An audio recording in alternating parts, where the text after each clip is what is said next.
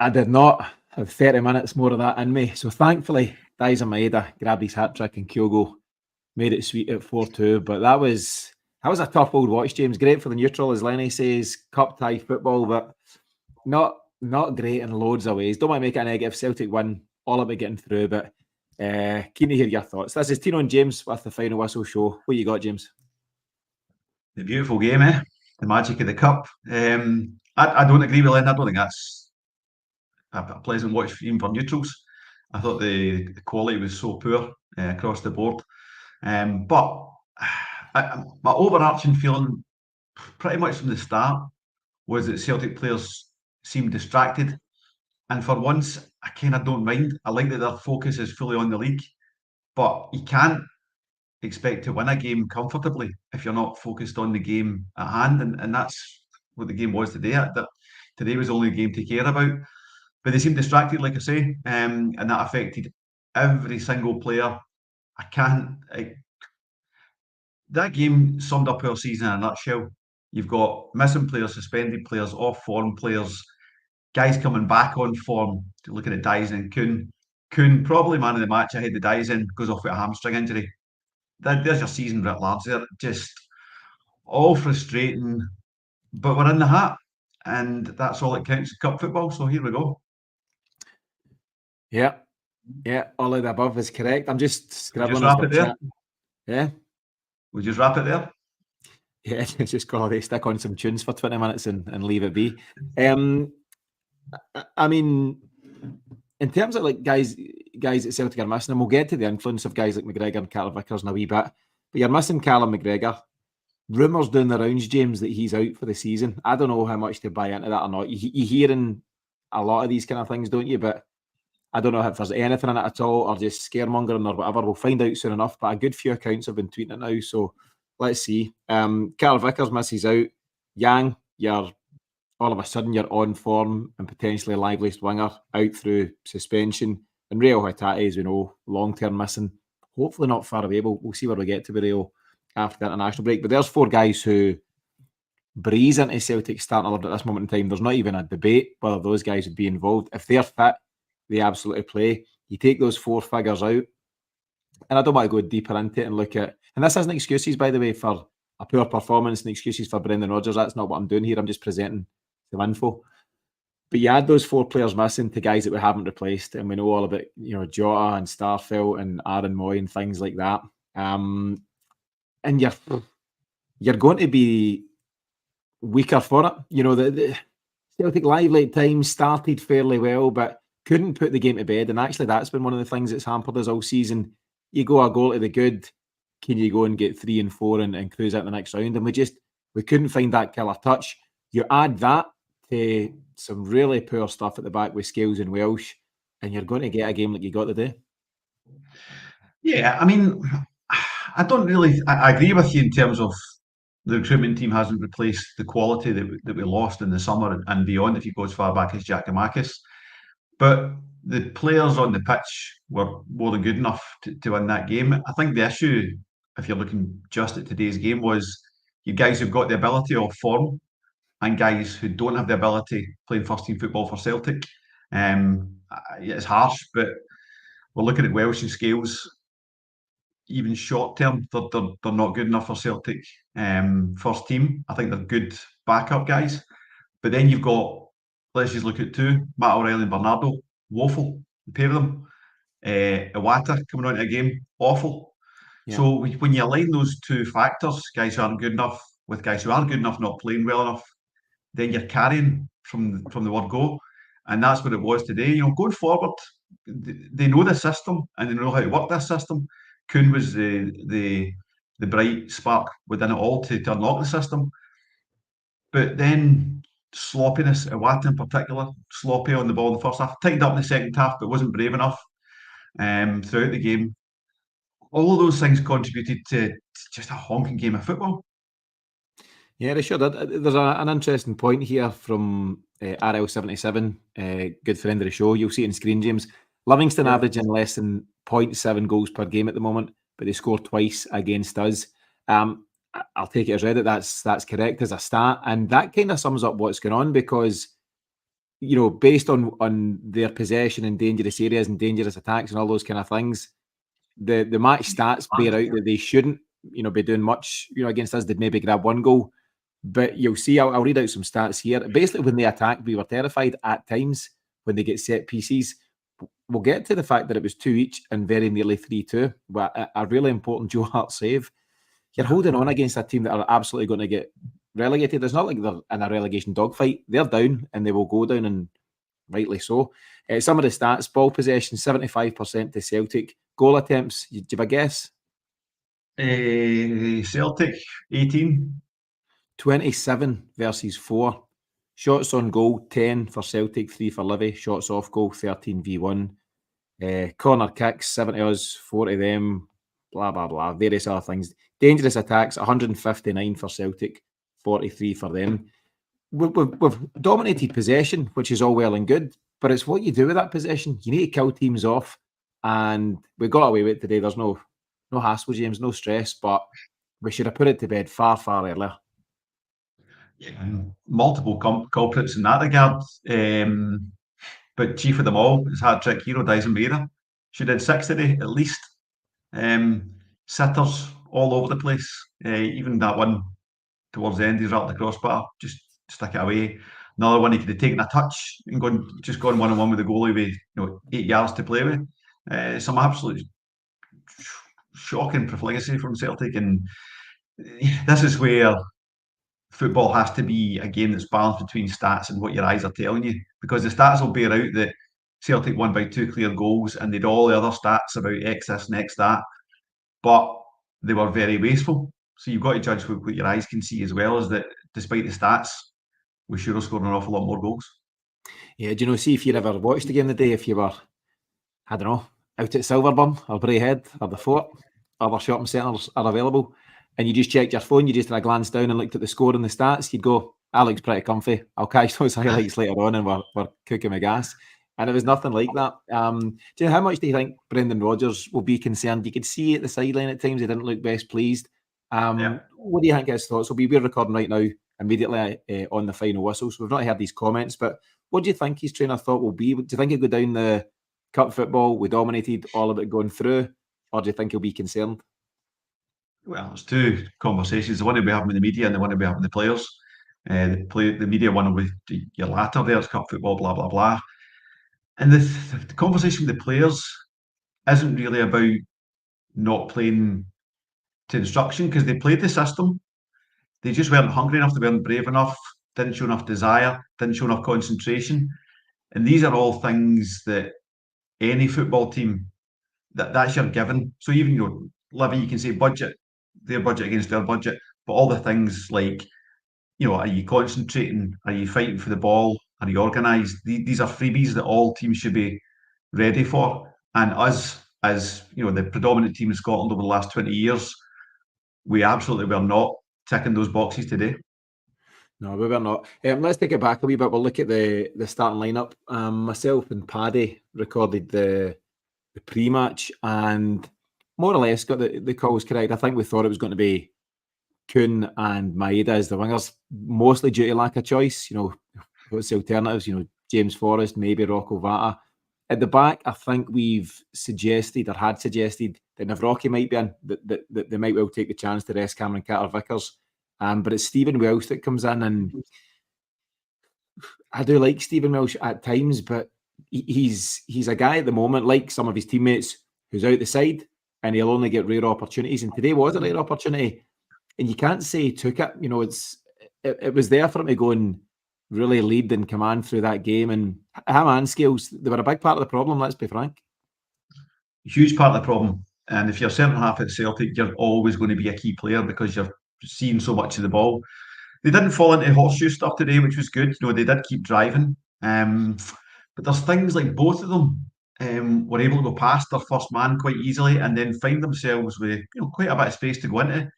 And there was one in particular in the second half where Welsh, who I like as well, he's a Celtic fan, which shouldn't count, but it does a wee bit. And he always seems to try hard. But I just think we're talking about quality here at the end of the day. He's gone through, he's kind of made his way to the edge of the Livy 18-yard box, and he doesn't know what to do. and the midfielder just manages to get back and nick the ball off him. And then you're thinking, you are way out of position. And you're looking at what Livy are going to just launch it up, see if they can hold it up, get a break and have a shot on goal or create an attack of some sorts. And it's that kind of thing that just shows you the quality's not there. That at the end of the day, both Scales and Welsh, honest pros, they'll do their best. They're not really the problem here. It's a bigger issue that harks back to transfer window stuff. But they've got the jersey, they've got to be more switched on than that, and they've got to give us more than that. I think they're giving us maybe as much as they can, but concentration, basic concentration. I said to yourself and Bride on the chat, kind of towards the end of the game, one of the worst or the biggest faults with Welsh and Scales is when they are coming out and they're looking to find a man, when that ball finally gets delivered and they're looking to find someone, the guy receiving the ball has so much work to do because it's half a yard off him. It's not where he was running to, it's where he was. All those basic things, give the ball to where the guy's going, not where he is right now. Scales in particular, really, really culpable for that kind of thing. And those are the things that better teams punish you for. I think that's a big part of the problem because you start to build a new attack. You've got a bit of momentum. You maybe exchange a couple of passes.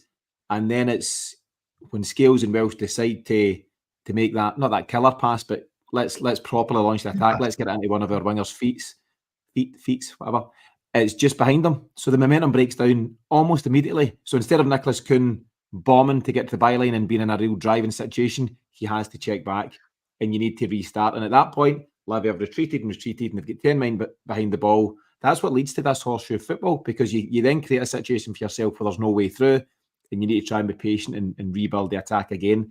And that's the job for Liam Scales and Stephen Welsh or any Celtic centre-half. It's not just about winning your tackles, winning your headers and clearing your lines. Far from it. You get loads of the ball at Celtic when you play in that position and you need to be better. And that's the bottom line. If Liam Scales, who deserves great credit for this season so far, but if he wants to see a future at Celtic beyond next season, then there's work to be done, serious work to be done. And Stephen Welsh, who you'd also argue is potentially playing for his Celtic future, he needs to step up because there's a couple of guys in the shape of Navrocki and Carter Vickers who would seem set to slot in when they're both fit and available. Less said about any other options, Lager, Bielka and otherwise. I've scribbled down the team in front of me here, James, right? And what we're in here, 12 minutes in, right? I don't want to make this a monothon because Celtic have won and we're in the semi-finals, which is great. But just looking at the reality of it all, of the 11 guys in the park, I think there's 5 that get pass marks, and one of them is your goalie. And your goalie against Livingston should barely be touching the ball, but he's played his part, absolutely. And then it's your 2 wide guys at the back, Johnson and Taylor, who I think have done their job for the most part. And it's your 2 wide guys up top, Kuhn and Maeda. And you could suggest that Maeda actually didn't have a great game out with his hat-trick, bizarre as that sounds. But that's Maeda world, and we're all just living in it and all that stuff. But that's 5 guys out of 11. So less than 50% of your team are performing. Scales and Welsh have been poor. Your midfield 3 have been poor, so not one of them has pulled us through. Iwata, O'Reilly, Bernardo struggled. Adam Ida, a guy I like, a guy who's had an impact since his arrival, also struggled. Terrible game. What do you put that down to? Is it because we're in the cup, there's less pressure with this kind of really tense league situation going on? They've come into the cup. Have they become complacent today? Have they just thought, Livy are struggling, we'll roll over the top of them here, and all of a sudden they get a fright, and all of a sudden Celtic were in a game? No, it's guesswork, right? But I think it is what I suggested early on, that they are focused on the league, and they're so focused on the league that this is actually, an unwelcome game, taking us out of the stride of particularly losing last weekend and wanting to get back in the swing of it. So this is a distraction for them from the real focus, which is the league, and that's fine, and it's okay for us as fans to have those feelings. But as players, you absolutely can't, because unless you're saying the cup's not important, but Scottish Cup and Celtic, we obviously want to progress in that. My take on it is they just didn't have the focus on it because they're distracted by the league, which, as I say, in its own way is a positive, but leads to performances like today. Yeah, I'd say so. Let's try and get to more positive stuff. Let's talk about the first goal, and it's Nicholas Kuhn that plays a huge part. He had a really bright start, James. Now, we've all been frustrated by him. He was the big signing of the January window. There was a bit of hype around him, where he'd been, the potential he had, And was he going to finally realise that potential at Celtic Park? On evidence before today, you'd say no, because he's really struggled. But he came in today, maybe he needed taking out the firing line for a while. And I think he was man of the match. Over the piece, he would be getting an award for me. And I thought he was bright from the early exchanges, and he's played a huge part in that first goal. Yeah, it wasn't his first piece of play probing into the Livy box. I thought he was on it from the get-go, and it's great to see. It was surprising to see, I must be honest, having seen what we have seen of Kuhn in the last 3-4 weeks, about a month or so. It's not been impressive, and we thought he was going to be a first team player, not a development player. He's looked very much the development player the last few weeks, but then he just seemed to be playing with a bit of a freshness and a freedom today. He was going at guys. He was clever enough to show them that he wanted to get in the left, but he can also go on the right. So he's got the defender turned the knots. He got his defender booked relatively early in the second half. I thought Celtic didn't exploit that enough. Get it back to Kuhn and let go of the guy. And then, he's got the ball a fair distance out, but he's got a wee bit of vision as well, which is great to see. He's spotted that Dyson's going to make that run. He's got the pace for that. Nothing with a shocker there in terms of trying to play the line with a fast player like Maeda. That's really risky, and sure enough, the risk cost him, and that's his one-up. Yeah, I think Dyson Maeda often makes that run. It's similar to Kyogo, actually. Kyogo and Maeda often make runs that aren't picked up on by Celtic's midfielders or Celtic's creative players. And I think you've got to credit Kuhn for generally how he approached the game. He's seen an opportunity to go and have an impact and show that he belongs here. And he's seen that moment, when he's clipped it. And it's early in the game, it's 7 minutes in, and he's found Maeda all alone, basically, in the box, due to the nature of the run. And he's still got a bit of work to do. There's never any guarantee that Dyson Maeda's first touch controls the ball, so there's always that. But he's taken it well. Listen, we'll take the piss a wee bit sometimes because of what you see from Maeda, but he's done well there in a tight spot. Goalie's closing in on him, taking the touch, and he's tucked it away. That's his 100th appearance for Celtic, so he's clocked up the appearances. His goals and assists will be fairly respectable in that time. But as I mentioned earlier on, if you just look at Dyson Maeda's footballing record at Celtic on a spreadsheet or on a document or whatever, it's a very different picture from what the eye test will tell you. Sometimes in a good way, sometimes not so much. But he gets his goal, and at that point, early goal, you're thinking, great, this is exactly what we need. It should free us up to go and do our thing. And 5 minutes later, it's 1-1, and it's a goal I'm finding hard to explain, so I'll let you do it.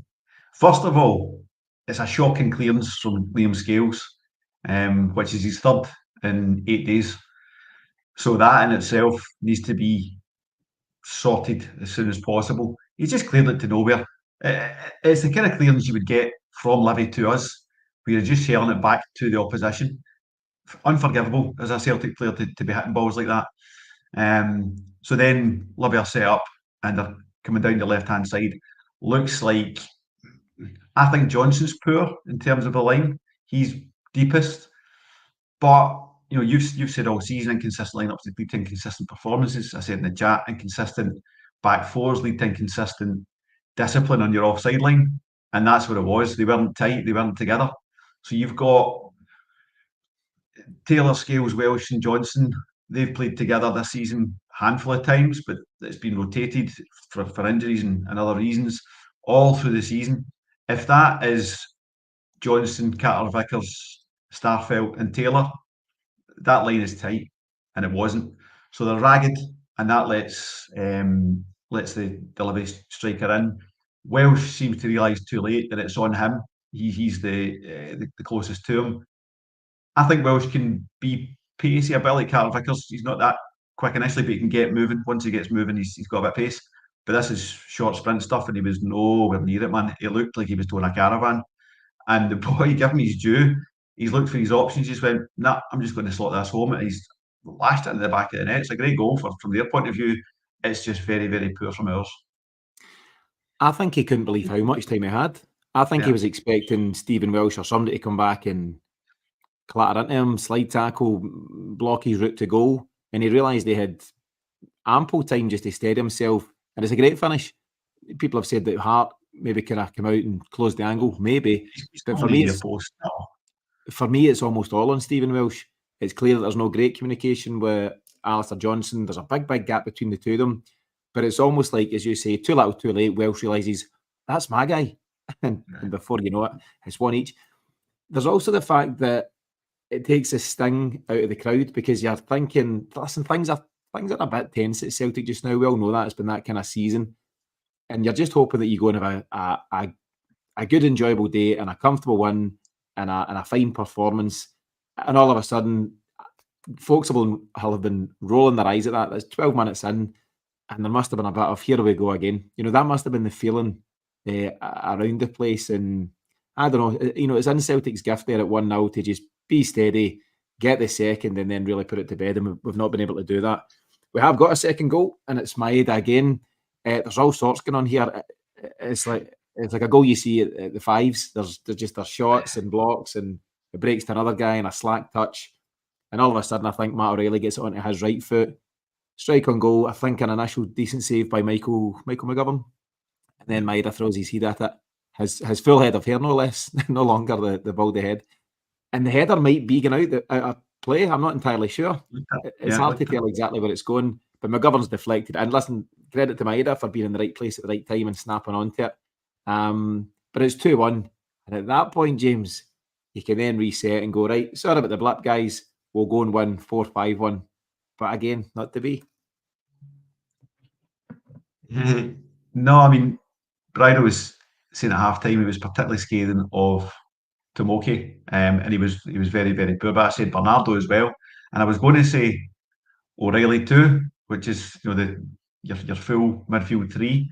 Because I thought the three of them were anonymous. And then O'Reilly pops up and I don't know what he's playing at. That's the second time in the space of a week that we've lost a ball from zero pressure. If you look at Tomoki last week against Hearts, that's cost us a goal. O'Reilly's just sleeping. He's managed to get himself back, but then done nothing with it. He's got back, he's pressured the guy. The guy's just stepped inside him and stuck in the back of the net. So what's the point in making all that effort if you're not actually going to go to the ball, take the ball off? You're the better player. Really, really poor. O'Reilly looked like he was coming back on form, second half of Motherwell, Dundee, all that stuff. Coming back on form is only coming back on form if you're going to be consistent with it.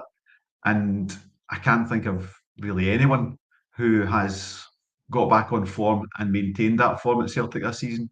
It's just been stop, start. And that's O'Reilly for me all over today. Joe Hart's the man on form, which is worrying. I know there's a pal of ours, Brian Maguire, keeps giving Joe Hart man of the match. I said I just can't do it.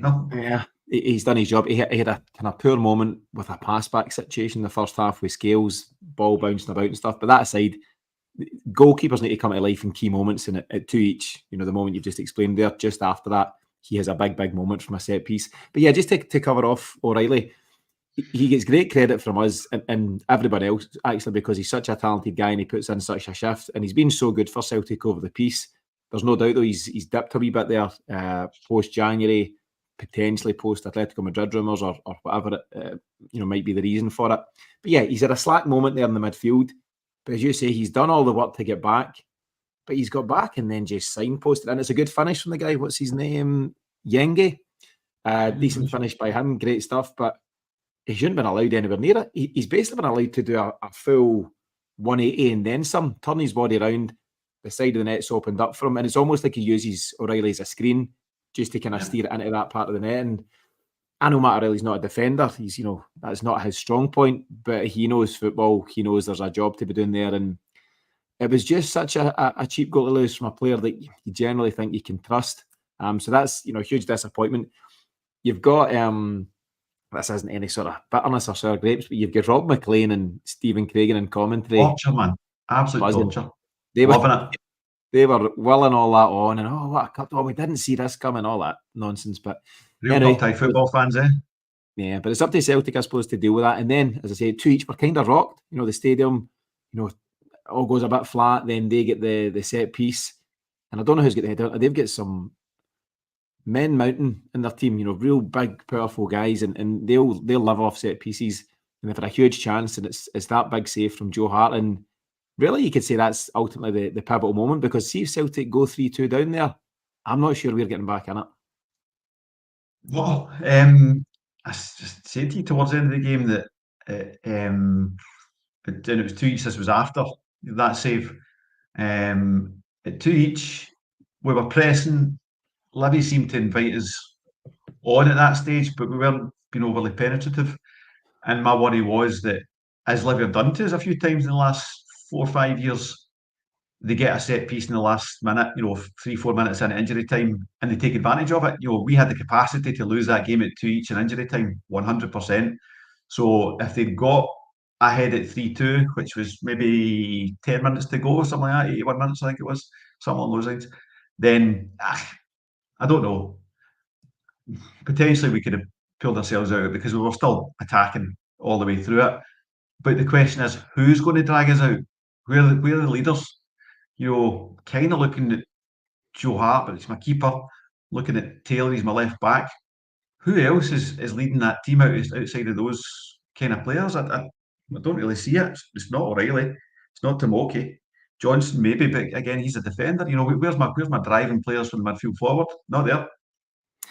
I tell you who it is. It's super sub James Forrest. You and I have both got our thoughts on James, and we'll maybe get to them in a second. But there's lots of credit for him in the comments here, and thanks, of course, to everyone that's joined in the comments. Andy Boy, Lindsay, Snitch, 420, Kieran, Christoph, a lot of the regulars, and thanks for that. And feel free to chip in with any comments here. But James, there's loads of love for James Forrest here, and I don't know if that's a sign of regression from Celtic, if that's what it's come to.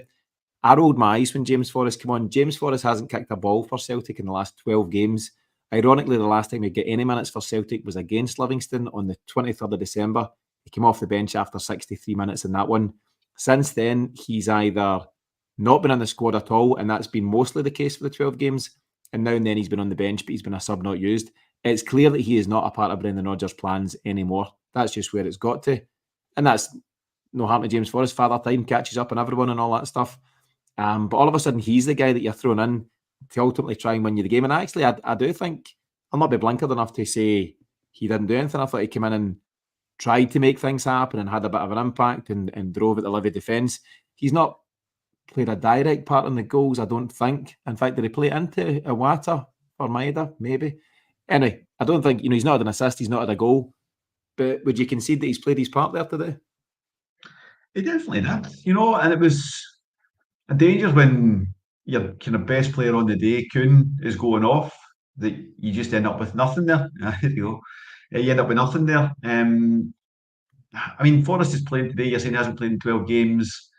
He's not playing by choice of management. You're on form when you're out suspended when you shouldn't have been, and you've got your now coming to form winger record January signing, biggest January signing, out with an injury. So, it's not like Celtic are regressing by like Forrest is in the first 11. So, I give the recruitment team a pass on that. But he's come on.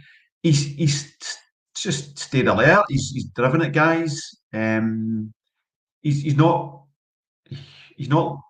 been lazy. He's kept himself very fit, James Forrest. And I've noticed that the last couple of years. So he's able to come on and give us these, 10, 15, 20-minute cameos and be high energy. I think there's still a wee bit of lack of quality. Sometimes I've got the ball, but I'm not really going anywhere.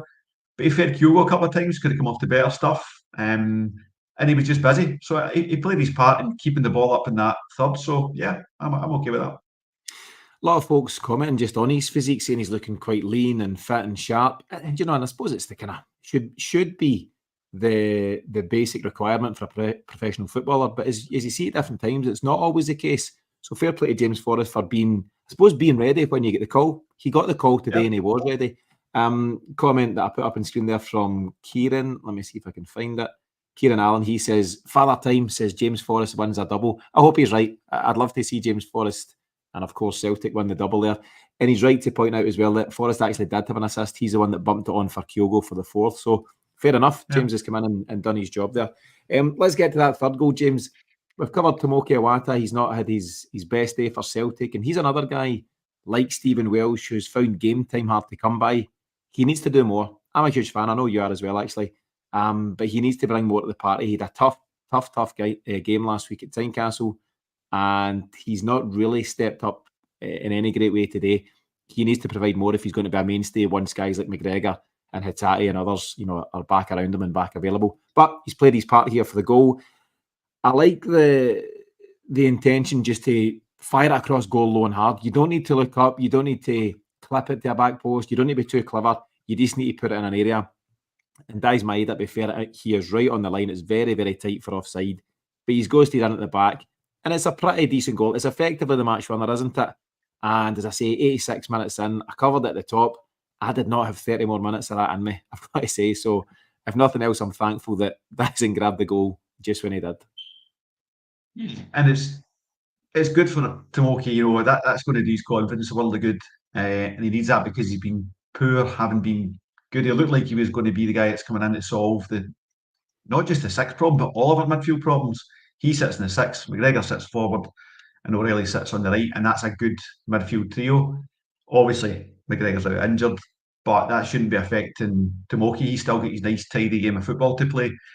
And he's not been, he's been really sloppy, careless passes, careless in terms of positional discipline. He's been, he's found himself in positions he really shouldn't be when we've lost the ball, and then there's no defensive midfield to speak of. So that's something we need to kind of keep an eye on. But the fact at this stage we're driving, we're trying to get that winner, and you're fine to be in as an advanced position as he was at that stage. And he's done what a lot of players fail to do. Like you say, just you don't need to think about this too much. Just drill that in the 6-yard box. If the strikers aren't there, that's their fault. That's not your job. Your job is just to get it in there hard and fast, and there you go. Dyson, one-touch finish, no bother. Yeah, there's no hassle at the castle, but easy for Dyson. He's, as I say, 100 game for Celtic and he gets a hat-trick. You kind of cannot ask for any more than that, but still some mad stuff elsewhere. But hat-trick's a hat-trick, and credit to him. Look, a couple of goals that he scored in recent times, he's not celebrated particularly enthusiastically. He's been a wee bit subdued by the looks of it. But you seen when he got, I think his first goal today, he's looked up at the crowd. He's clearly had friends or family in the stands, which is great. And he's enjoyed the moment. And he'll get the match ball and he can feel good about himself. And Dai's Maeda, as much as he's got a very strong mentality and he seems to just pick himself up and dust himself off when he makes mistakes, every footballer, everyone needs kind of a boost now and then and to feel good about himself and to feel confident. And there's nothing like a hat-trick to do that for a guy. So I'm pleased for him. He's such an honest professional. Yes, he's frustrating, but he's the guy that's effectively won Celtic the game today. And then you get the goal in the 95th minute as Kyogo, as Kieran rightfully pointed out, it's James Forrest that bumps onto him. Again, it is really, really tight, isn't it? With the naked eye, you can't really tell. And you just need to trust, James, that the SFA and the VAR team are doing the right things with the lines. And of course they are, because why would they do otherwise? And Kyogo's in on goal, and he showed real composure. We've seen Kyogo miss those ones before. He's not a given. He's a predatory striker. He's really sharp in the box and great at reacting to things and latching on to different ones. But sometimes when he's actually get quite a lot of time, we've seen him fluff his lines. But there was no doubt with this one, was there? No, and my gut feel was he was onside. Having was pretty good at knowing when to make the run, and that was borne out by the VAR lines. But yeah, he's then got the job to do. He's thought about it just as he's kind of getting into the 18-yard box. He's thought about what's my options here. I don't really like that. I want my striker to think I've got no options, even if I have options. I'm just going to go one-on-one with the goalie and strike it low and hard, pick my side, and see where it goes, kind of thing. See how it falls out.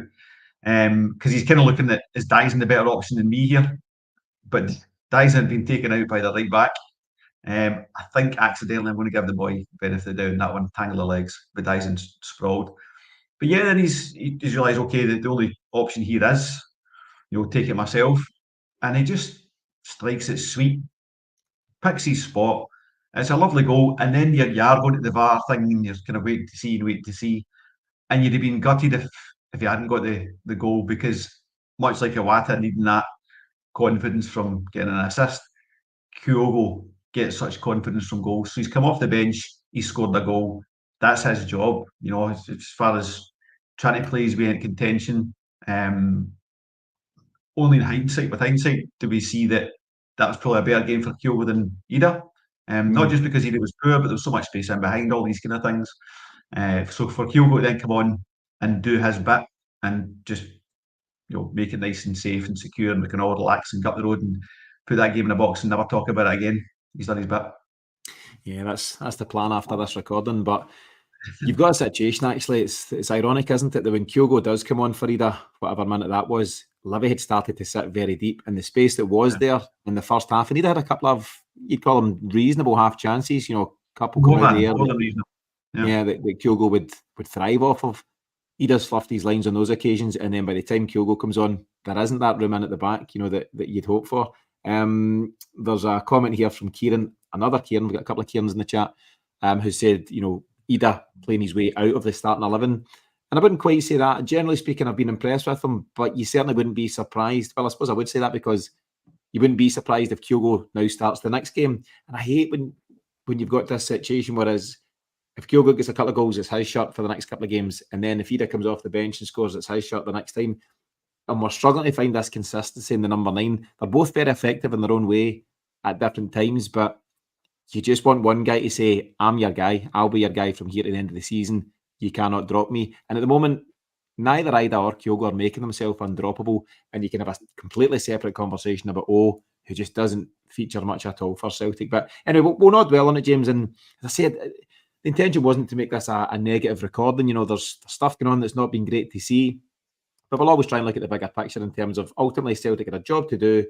It's all about getting through, and being in the next round. And Celtic are, they're back to Hampden for a semi-final. Do you have any preference, James, in terms of who we get? So Aberdeen got through yesterday. Hibs will play Rangers shortly today. Hearts play Morton, I think it is, on Monday.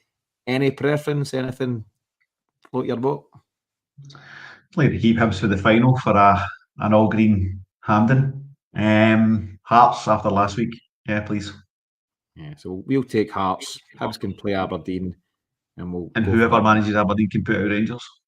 Yeah, that's another nonsense, isn't it? Okay, so listen, thanks, as I say, to the various folks that have commented. It's always appreciated by myself and James. It really helps us do what we do here. But James, I'll come to you for your final thoughts on an interesting game at Celtic Park, and one that ultimately Celtic have come through the other side of.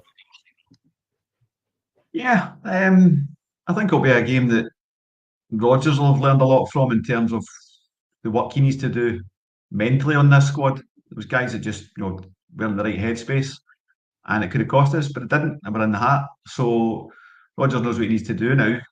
Get a hold of those guys, get them up to speed. We're only talking about 2 and a bit months of football, so get them right in the right place to go into this run-in and get us this title, because it's eminently possible that we can win this league. There's nothing beyond our capacity, and it's very possible we win the double as well. So it could be a really, really good season if the players get their heads right. Yeah, it's absolutely all there for the taking. But today, I suppose, is all about Daizen Maeda. Congratulations to him on his 100th appearance for Celtic, and Celtic now take their place in the semi-final at Hampden. Thanks to James for joining me here on a Sunday afternoon. Thanks to everyone who's joined us in the live, and of course, thanks to everyone who continues to listen on podcast. We'll be back tomorrow, Monday night, with the Celtic Exchange Weekly. But until then, enjoy the rest of your weekend.